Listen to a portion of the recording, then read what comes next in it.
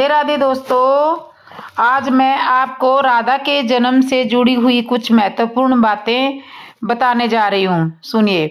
राधा और कृष्ण एक दूसरे के पूरक हैं। जहाँ कृष्ण है वहाँ राधा है, जहाँ राधा है वहाँ कृष्ण है। राधा को कृष्ण की आत्मा कहा जाता है, इसलिए भगवान श्री कृष्ण का एक नाम राधा रमण भी है। जिस प्रकार भगवान कृष्ण अजन्मे है, वैसे ही राधा रानी भी अजन्मी है। श्री कृष्ण के बारे में लोगों को बहुत सी बातें नहीं पता है, लेकिन राधा कौन थी उसका पता, उनका जन्म कैसे हुआ, इनके माता पिता कौन थे, उनकी शादी किससे हुई, ऐसे कई सवालों के जवाब लोगों को पता नहीं होते। नरिक पुत्र राजा सचंद्र और पितरों की मानसी कन्या कलावती ने 12 वर्ष तक तप करके ब्रह्मदेव से राधा को पुत्री के रूप में प्राप्ति करने के लिए वरदान मांगा था। फलस्वरूप द्वापर में वे वृषभानु और रानी कीर्ति के रूप में जन्मे। दोनों पति पत्नी बने। राधा जी ने मथुरा के रावल गांव में वृषभानु जी की पत्नी कीर्ति की बेटी के रूप में जन्म लिया, लेकिन वे कीर्ति के गर्भ से नहीं थी। भाद्र पक्ष की शुक्ला अष्टमी चंद्रवासर मध्याह्न के समय सहसा एक दिव्य ज्योति प्रसूति गृह में फैल गई। वह इतनी तीव्र ज्योति थी कि सभी के नेत्र बंद हो गए। एक क्षण पश्चात गोपियों ने देखा कि एक नन्ही बालिका कीर्ति मैया के पास लेटी हुई है। इसके चारों ओर दिव्य पुष्पों का ढेर है। ब्रह्मवर्त पुराण के अनुसार राधा रानी का जन्म उनकी माता के गर्भ से नहीं हुआ है। वह श्री कृष्ण के जैसे ही अजन्मी है। ब्रह्मवर्त पुराण में एक पौराणिक कथा के अनुसार राधा जी कृष्ण जी के समय गोलोक में रहती थी। एक बार उनकी अनुपस्थिति में श्री कृष्ण अपनी दूसरी पत्नी विरजा के साथ घूम रहे थे। तभी राधा जी आ गई। वे विरजा पर नाराज होने लगी तो वह वहां से चली गई। वह विरजा पर नाराज हुई और वहां से चली गई। श्री कृष्ण के सेवक और मित्र श्री दामा को राधा की यह बात ठीक नहीं लगी। वे राधा को बुरा भला कहने लगे। बात इतनी बिगड़ गई कि राधा ने नाराज होकर श्री दामा को अगले जन्म में शंख चक्र नामक राक्षस बनने का श्राप दे दिया। इस पर श्री दामा ने भी उनको पृथ्वी लोक पर मनुष्य रूप में जन्म लेने का श्राप दे दिया। ब्रह्मवर्त पुराण के अनुसार राधा का विवाह रायण से हुआ था।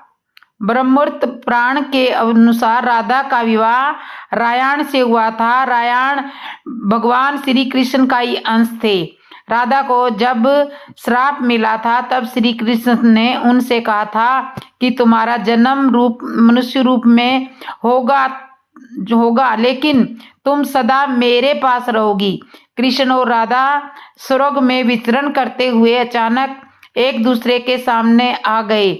विचलित से श्री कृष्ण और प्रसन्नचित्त सी राधा। कृष्ण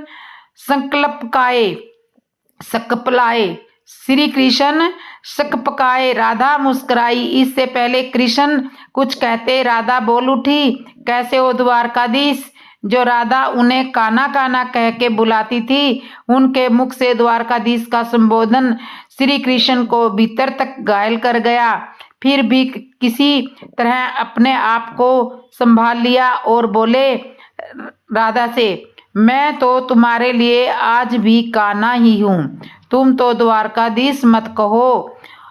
आओ बैठते हैं। कुछ मैं अपनी कहता हूँ, कुछ तुम अपनी कहो। सच कहूँ राधा, जब जब जब भी राम तुम्हारी याद आती थी इन आंखों में आंसुओं की बूंदें निकल पड़ती है।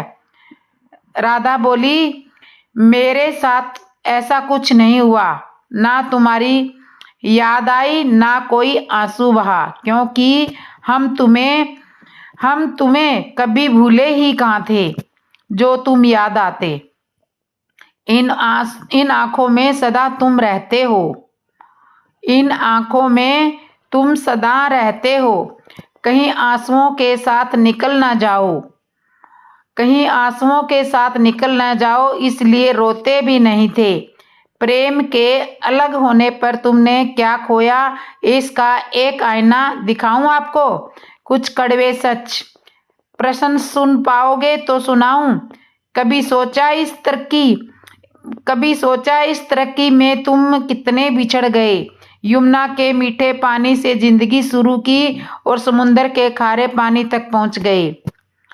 एक उंगली पर चलने वाले सुदर्शन चक्र पर भरोसा कर लिया और 10 उंगलियों पर चलने वाली बांसुरी को भूल गए। कान्हा, जब तुम प्रेम से जुड़े थे तो जो उंगली गोवर्धन पर्वत उठाकर लोगों को विनाश से बचाती थी, प्रेम से अलग होने पर वही उंगली क्या क्या रंग दिखाने लगी है। सुदर्शन चक्र उठाकर विनाश के काम आने लगी। कान्हा और द्वारका में क्या फर्क? कान्हा और द्वारका में क्या फर्क होता है बताऊं? कान्हा होते तो तुम सुदामा के घर जाते, सुदामा तुम्हारे घर नहीं आता।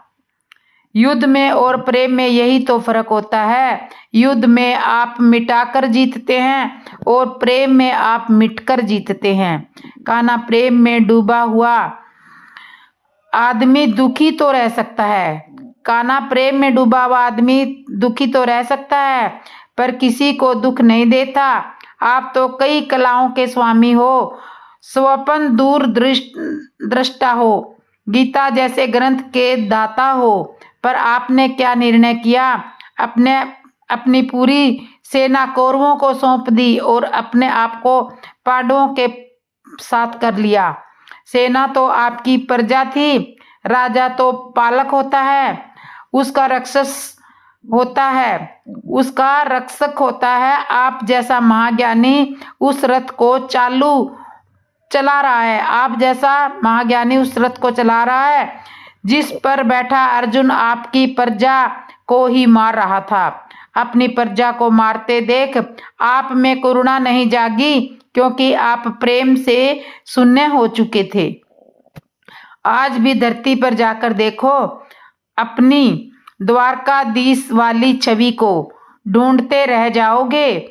हर घर में मेरे साथ ही खड़े नजर आओगे। आज भी मैं जानती हूँ कि लोग गीता के ज्ञान की बात करते हैं, उनके महत्व की बात करते हैं, मगर धरती के लोग युद्ध वाले द्वारकाधीश पर नहीं, प्रेम वाले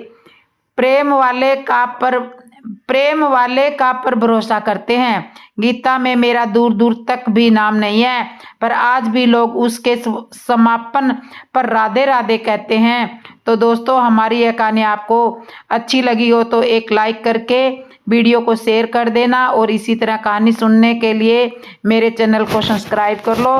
तो बोलो राधे राधे, राधे राधे।